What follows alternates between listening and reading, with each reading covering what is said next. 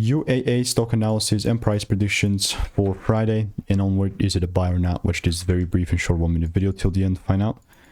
Looking at Under Armour stock, this is like bearish market, and honestly speaking, for me, it must break with a full candle close above $7.50 with a full candle close, right, for me to count this as anything but bearish.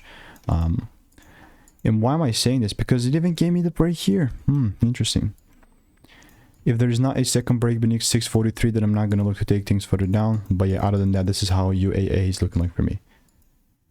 Let me know what is your opinion, and if you want to stay tuned and get free money making emails and insights, then just click the first link in the description. That's absolutely free.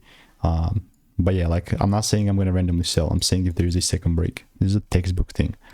See you in the next one. Goodbye and enjoy.